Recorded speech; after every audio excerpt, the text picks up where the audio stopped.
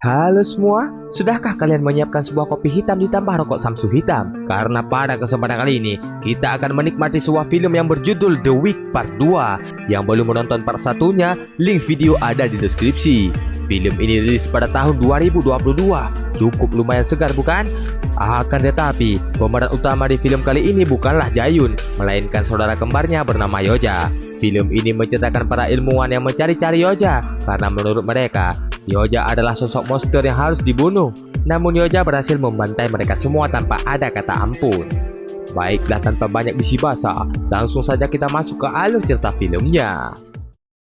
Film ini diawali dengan memperlihatkan segerombolan anak FF yang berencana pergi ke sebuah wisata. Namun di dalam bis tersebut ada sosok mamah muda yang sedang hamil.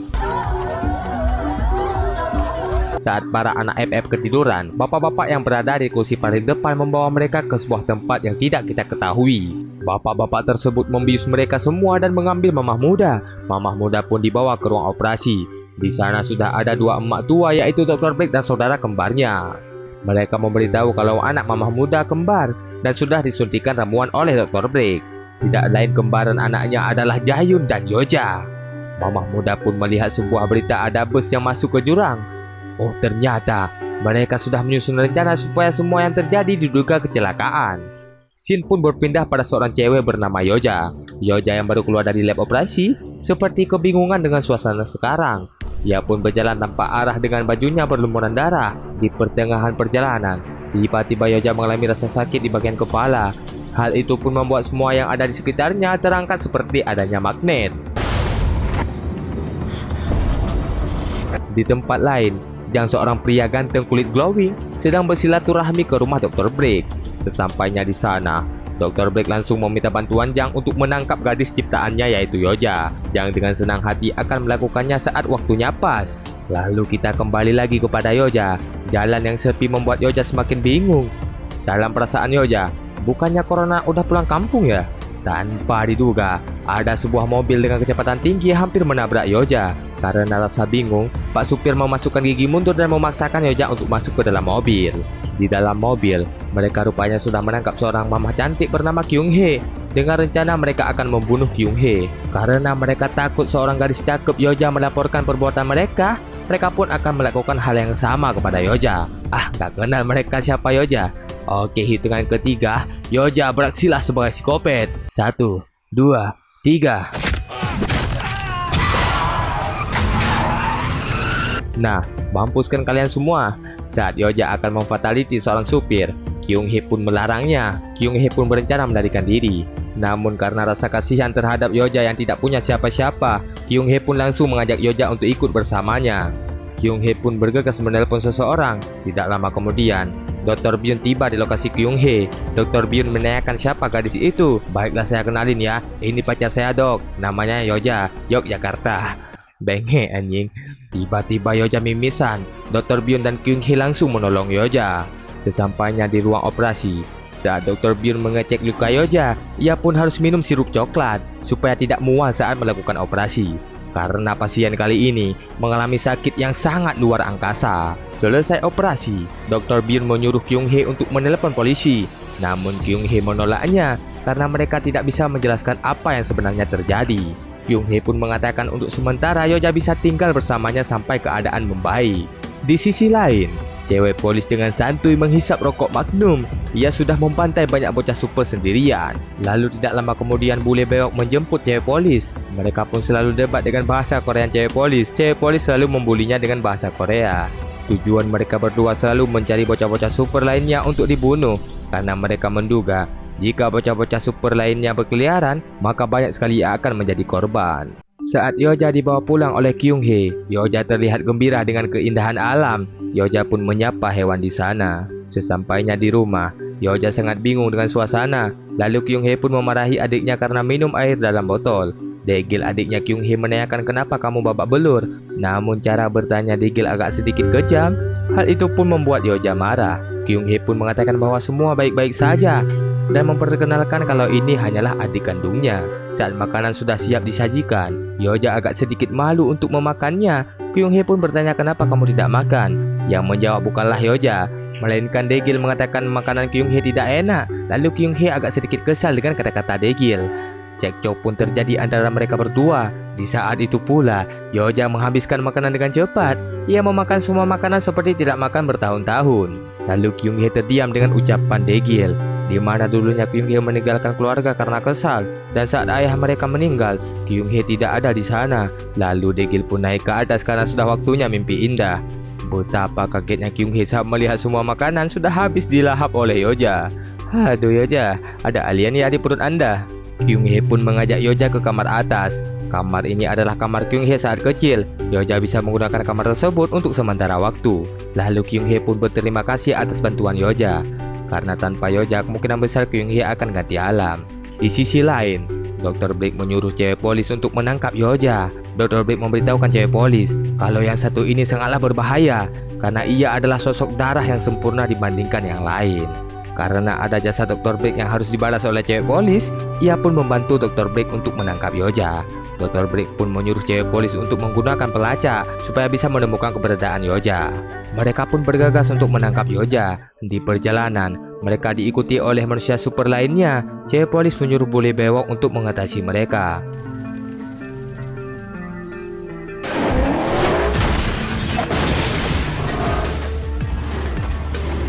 Lalu dua manusia super ini kehilangan jejak sampai akhirnya mobil cewek polis muncul dari samping dan menabrak mereka. Awalnya bule bewok mengajak mereka untuk bernegosiasi, namun mereka lebih memilih untuk adu mekanik. Alhasil, bule bewok berhasil mengalahkan mereka berdua dengan mudah. Cewek polis pun bergegas untuk melanjutkan misi. Sudah lama muter-muter di tempat yang sama, akhirnya mereka menemukan sinyal Yoja. Di saat malam tiba, Yoja tiba-tiba mimisan. Yoja mendengar panggilan dari ibunya untuk segera pulang. Ia pun merasakan sakit yang luar biasa di bagian kepala. Lalu saat panggilan dari ibu Yoja berakhir, ia pun merasa sedikit lega. Lalu Yoja pun membuka pintu. Yoja melihat banyak sekali mobil yang menghampiri rumah Kyung Hee. Di luar, Kyung Hee sudah siap dengan senjata FF. Lalu bos Yongdu keluar dari mobil dan mengatakan bahwa ia sangat kesal terhadap Kyung Hee karena Kyung Hee tidak mau menjual tanahnya dan membunuh anggota Yongdu di scene awal tadi. Dengan 50% berani, Kyung Hee mengancam akan menembak Yongdu. Namun Yongdu tidak takut sama sekalipun karena ia sangat mengenal Kyung Hee. Yongdu menyuruh anggotanya untuk mengambil senjata FF Kyung Hee. Kyung Hee menembak ke atas mengancam mereka. Akan tetapi mereka tidak takut sama sekalipun dan mengambil senjata FF Kyung Hee. Degil yang kesal keluar dan mencoba menghadang mereka. Namun ia diperlakukan yang sama dengan kakaknya. Dengan suara lembut, Yongdu meminta tanda tangan surat tanah pada Kyung Hee dan Yongdu berjanji akan membagikan hasilnya nanti. Apalagi sekarang Kyung Hee tidak mempunyai ayah. Kyung Hee pun mengatakan bahwa Yongdu lah yang membunuh ayahnya dan ia akan membalas atas perbuatan Yongdu. Kyung Hee pun tidak akan menandatangani surat tersebut. Yongdu pun marah dan menyuruh anggotanya untuk menyiksa Kyung Hee dan adiknya. Mereka pun semua bingung saat melihat ada cewek cantik di atas genteng. Yongdu meminta Yoja untuk turun karena itu sangatlah berbahaya. Yoja pun turun dengan santai melompat ke bawah. Lalu mereka semua heran dan mengatakan apakah bocah ini dari sirkus. Lalu Yoja mendekati Mas Gendut. Yoja memukul Mas Gendut sampai berpindah posisi ke tempat ternak. Betapa kagetnya mereka semua. Lalu Yongdu menyuruh semua anggotanya untuk menghabisi Yoja.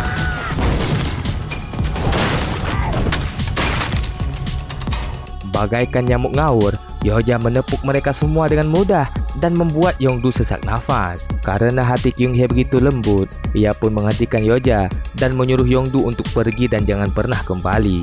Degil yang tadinya sok asik, sekarang sangatlah bingung dengan Yoja. Ia pun masih bengong saat diobati oleh kakaknya. Lalu Degil meminta Kyung Hee untuk membantunya mendekati Yoja. Menurut Degil, ia bisa dapat duit banyak dari AdSense karena kehebatan Yoja. Kyung Hee pun panik karena mengira adiknya sudah gila. Degil pun mulai ngambek lagi dengan ucapan Kyung Hee. Selesai makan pagi, Jang bergegas bersama pasukannya untuk menjumpai cewek polis. Jang ternyata sudah tahu tujuan cewek polis untuk menangkap Yoja. Jang mengatakan bahwa semua yang kamu lakukan tidak masuk akal. Kamu pun akan terbunuh dengan sia-sia. Begitulah kira-kira perkataan Jang. Tanpa mempedulikan keadaan, cewek polis bersikap dingin dan pergi meninggalkan Jang. Di ruang operasi hewan, Dr. Byun sedang asik memberikan makan anjing. Ya, ini emang anjing. Tidak lama kemudian, datang sosok bos Yongdu dengan anak buahnya. Dr. Byun disuruh masuk ke dalam karena ada beberapa pertanyaan yang ingin ditanyakan. Di dalam, Yongdu mengatakan siapa gadis bernama Kyung Hee. Dr. Byun mengatakan bahwa ia tidak tahu apa-apa mengenai gadis itu. Karena kesal, Yongdu pun memotong jari tangan Dr. Byun sampai teriakan kesakitan terdengar keluar. Lalu Yongdu menyuruh anak buahnya untuk menelpon seseorang. Di jalan tol, ada beberapa bocah super di dalam mobil. Mereka sedang gabut dengan keadaan karena mereka sudah lama berjalan untuk mencari Yoja tidak sampai-sampai. Namun seseorang memutuskan untuk mengajak adu mekanik. Jogan yang menyetir pun menggantikan topik pembicaraan mereka. Daegil sedang asik nonton YouTube, tiba-tiba ia kepikir untuk mengajak Yoja memasak. Daegil pun menjelaskan panjang lebar mengenai algoritma YouTube. Yoja cuma asik melihat makanan yang ada di video YouTube. Aduh, Yoja. Sesampainya di supermarket, Yoja tidak tahu supermarket. Ia kebingungan setengah mati. Kok banyak sekali makanan di sini ya? Lalu Yoja pun mendengar ada makanan coba gratis. Ia pun melahap semua makanan dengan penuh nafsu. Nafsu makan ya, jangan salah. Yoja hampir ke semua makanan coba gratis melahapnya, sampai membuat semua orang kaget dengan tingkah Yoja. Daegil yang melihat Yoja begitu nafsu makan, ia pun menghentikan perbuatan Yoja. Mereka pun kejar-kejaran. Sementara Kyung Hee, ia mendapatkan telepon dari Dr. Byun. Kyung Hee pun bergegas menjumpai Dr. Byun dan meninggalkan Yoja dan Daegil. Setelah selesai menjemput Dr. Byun, Kyung Hee pun menanyakan apa yang terjadi. Dr. Byun menyuruh Kyung Hee untuk meninggalkan Yoja karena keadaan akan semakin buruk jika Yoja bersamanya. Dan Dr. Byun menyuruh Kyung Hee untuk menjual saja tanahnya ke Yongdu karena Yongdu tidak akan menyerah demi surat tanah Kyung Hee. Dr. Byun lalu istirahat di sofa, sementara Kyung Hee akan segera pulang. Di dalam mobil, ternyata sudah ada cewek polis. Wah, apa Kyung Hee akan dibunuh mereka ya? Tentu saja videonya belum habis. Di sisi lain, Yongdu sedang asik teleponan dengan seseorang. Tanpa diduga bocah-bocah super di jalan tadi sudah berada di ruang Yongdu. Seorang bocah potong poni menghancurkan ponsel Yongdu dengan meremasnya. Mereka semua adalah yang ditelepon oleh anak buah Yongdu mengenai Yoja. Lalu mereka menanyakan di mana keberadaan Yoja. Dengan penuh rasa takut, Yongdu mengatakan bahwa ia tahu di mana keberadaan Yoja. Namun Yongdu mengajak mereka untuk bernegosiasi bekerja sama. Mereka pun menyetujuinya. Di atas genteng, Daegil sedang memperlihatkan lomba nyanyi kepada Yoja. Daegil mengatakan kalau Yoja bisa nyanyi maka mereka akan mendapatkan uang banyak. Lalu Daegil mengatakan hal ajaib apa saja yang bisa kamu lakukan. Yoja malah bengong saja dengan obrolan Daegil. Lalu Daegil akan memberikan hadiah banyak makanan apabila Yoja mau menunjukkan kekuatan hebatnya. Yoja pun senyum manis ke Daegil. Daegil pun bingung dengan mengatakan apakah senyum itu adalah kekuatanmu. Daegil masih saja memaksa Yoja untuk menunjukkan aksinya. Tanpa Daegil sadari, di belakang sudah banyak benda berterbangan karena kekuatan Yoja. Anehnya lagi, Yoja malah menjatuhkan saat Daegil melihat ke belakang. Yoja pun memberi Daegil untuk bisa melihat kekuatannya. Betapa kagetnya Daegil dengan kekuatan Yoja yang sangat luar biasa. Sampai bintang jatuh pun dikira Yoja yang melakukannya. Saat Kyung Hee sudah sampai di rumah, oh ternyata ia masih hidup. Cewek polis hanya menyuruh Kyung Hee untuk berhati-hati karena Yoja adalah sosok monster yang sangat berbahaya. Dengan penuh rasa penasaran, Kyung Hee pun langsung masuk ke dalam rumah. Sementara cewek polis sudah siap bersama anggotanya untuk menangkap Yoja. Begitu juga dengan para bocah super lainnya. Mereka sudah hampir tiba di lokasi Yoja. Di dalam rumah, Yoja dan Daegil sedang asik menonton konten bank pengangguran. Dengan penuh rasa cemas, Kyung Hee sangat khawatir terhadap apa yang akan terjadi. Lalu Daegil mengajak Yoja untuk menonton kembang api. Kyung Hee pun menyetop mereka dan menyuruh Daegil untuk melepaskan tangannya. Kyung Hee dengan sedih menyuruh Yoja untuk lari. Lalu Yoja pun tahu apa yang berada di luar. Cewek polis pun sangat kesal terhadap datangnya Yongdu dan bocah-bocah super lainnya. Kyung Hee pun keluar dengan senjata FF. Akan tetapi senjatanya nggak di-upgrade ya guys. Sementara Yongdu sangat bersemangat untuk membantai Kyung Hee. Dari pengamatan anak buah cewek polis, Daegil bersama Yoja berusaha kabur. Daegil pun menyuruh Yoja untuk kabur. Sementara ia akan membantu kakaknya di luar. Yongdu menanyakan keberadaan Yoja kepada Kyung Hee. Namun Kyung Hee tidak memberitahunya. Karena rasa kesal, Yongdu pun menembak Kyung Hee bersamaan dengan kembang api. Betapa sedihnya Daegil saat melihat kakaknya tertembak. Sementara anak buah cewek polis pun meluncurkan sebuah serangan dari jauh sampai rumah Kyung Hee jadi hancur lebur.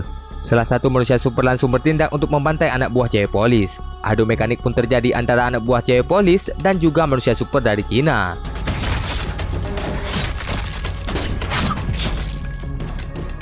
Mereka pun saling baku hantam di atas papan bercahaya. Dengan santai, manusia super dari Cina berhasil memburu salah satu anak buah cewek polis. Lalu Yongdu sangat kesal terhadap keluarga Kyung Hee. Lalu ia menjelaskan bahwa ayahnya dulu mati karena mencoba membunuhnya. Dengan penuh kemarahan, Daegil berjanji akan membunuh Yongdu dengan sendirinya. Yongdu kesal terhadap perkataan Daegil sampai ia akan membuat Daegil ganti alam. Akan tetapi, Yongdu juga harus merasakan nikmat sebuah pelor. Ternyata itu sebuah tembakan dari cewek polis. Cewek polis menyuruh mereka semua untuk pergi saja. Sementara manusia super lainnya mengejek kemampuan cewek polis. Manusia super dari Cina pun mengangkat semua pagar kayu dan menjadikan runcing dan tajam. Ia pun membunuh semua pasukan Yongdu. Mereka pun menjelaskan bahwa mereka hanya ingin membunuh Yoja dan tidak berpihak kemanapun. Cewek polis dan bule bewok pun mencoba menembak mereka. Akan tetapi mereka sangatlah cepat. Salah satu dari mereka mendekati cewek polis dan menyerangnya. Cewek polis dengan senjata PUBG berhasil membunuh salah satu manusia super dari Cina. Salah satunya lagi yang kena tembakan di tangan. Ia dengan cepat menyembuhkan penyakitnya. Wah, sihir apa ya? Aneh sekali. Lalu cowok manusia super dari Cina mencoba membunuh cewek polis sampai cewek polis terjatuh ke bawah. Cewek polis pun menyuruh Daegil untuk lari. Yongdu yang masih hidup menembak Daegil. Cewek polis pun mencoba menyelamatkan Daegil. Cewek polis yang mencoba menyelamatkan Daegil juga ikut tertembak. Sial sekali, peluru dari Yongdu menembus cewek polis sampai Daegil terkena di badannya.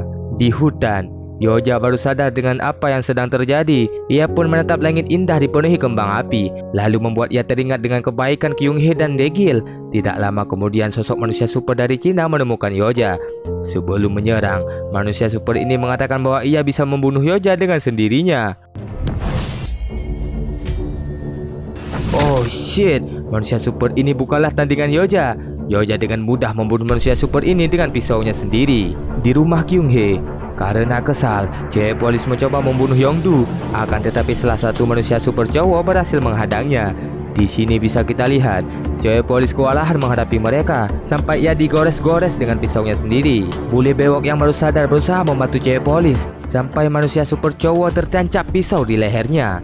Tiba-tiba keluar Yoja dengan menyeret mayat salah satu teman mereka. Betapa marahnya Yoja saat melihat orang baik baginya terbunuh. Ia pun menginjak kaki Yongdu sampai patah tulang.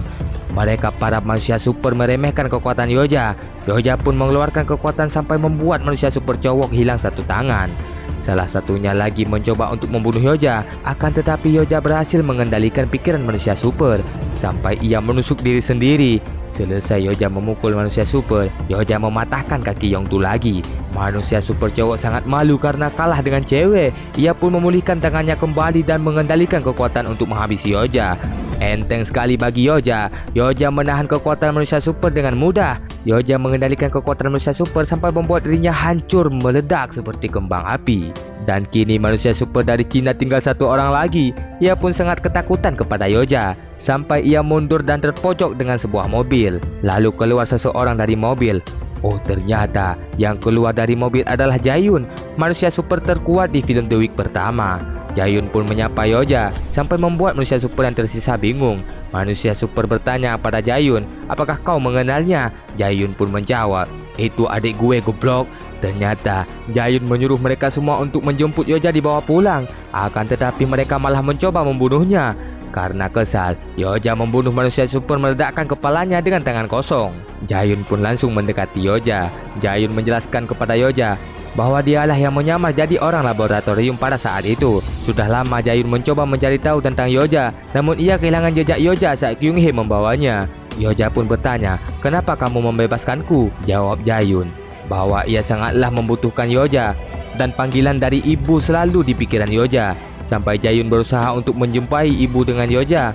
Sampai Yoja diajak pulang oleh Jayun, Yoja malah berbalik arah dan melihat mayat Kyung Hee dan Daegil. Bisa kita lihat Yoja sangat terpukul saat melihat Daegil dan Kyung Hee mati. Bahkan ia mengatakan bahwa ia sangat ingin menghidupkan mereka kembali. Jayun pun memberikan ramuan sesuatu kepada Yoja.